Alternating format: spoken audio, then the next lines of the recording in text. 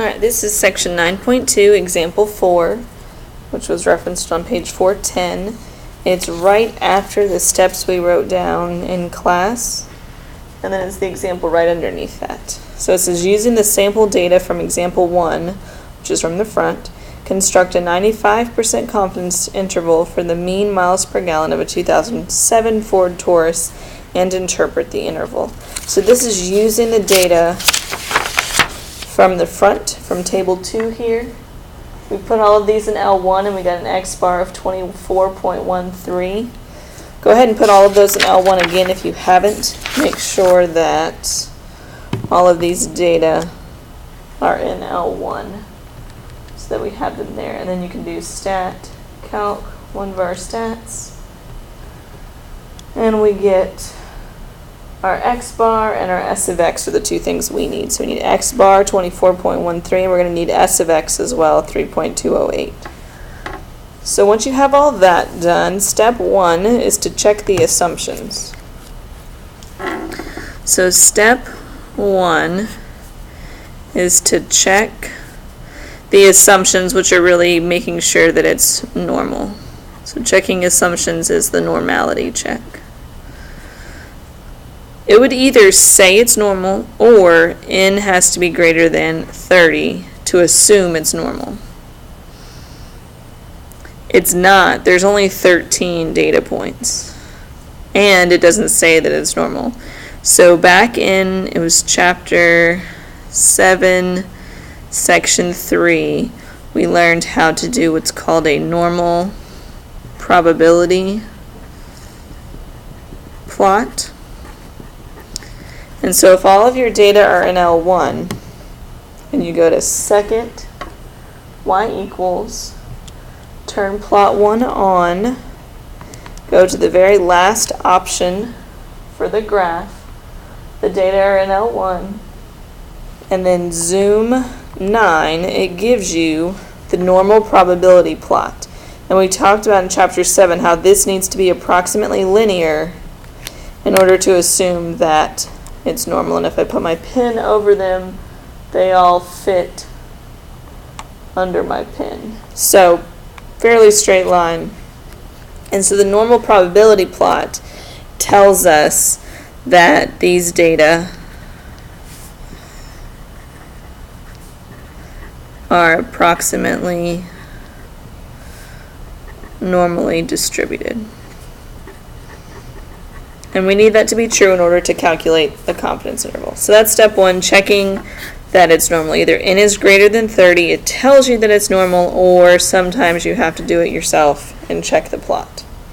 Alright, step 2 is to find the critical value, and we talked about how for means we use what's called t star, or the book says t of alpha over 2. And this is where we need to use our chart. We want to be 95% confident. So our alpha, our leftover, is 0.05. We always take half of that because 95% is in the middle, which leaves 2.5% in each tail. So that's what the 0.025 is. And then degrees of freedom, we need to know if our sample size is 13, we have 12 degrees of freedom. It's always one less than the sample size.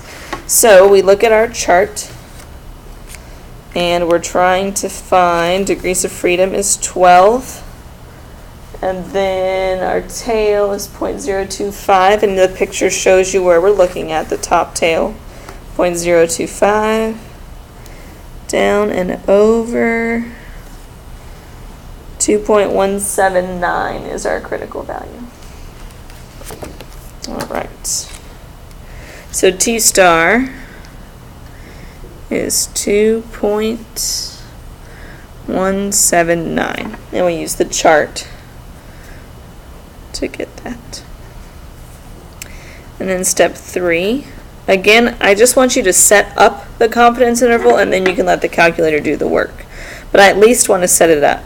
It's X bar plus or minus the critical value times the sample standard deviation over the square root of the sample size. Our x bar we got in class was 24.13 plus or minus our critical value times our sample standard deviation, which we get from one of our stats, which was 3.208 divided by the square root of the sample size, which is 13. So I like to see the setup, but then you can let the calculator do it. You're going to go to Stat, Tests. This time we're going to go to the one that says T interval.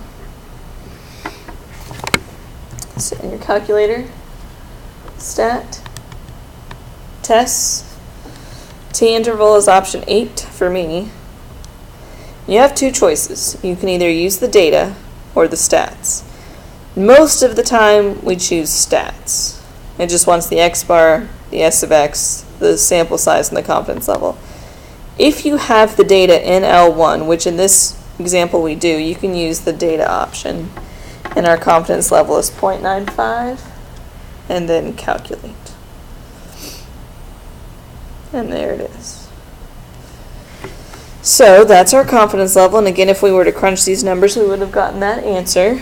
So the answer is 22.192 to 26.069. And step 4 is to interpret it, meaning kind of explain it in words that make sense. So we would say we are 95% confident that the true mean miles per gallon of a 2007 Ford Taurus is between, and you can round here, let's see, 22 and 26 miles per gallon. That's interpreting the interval using our sample data. We can come to this conclusion.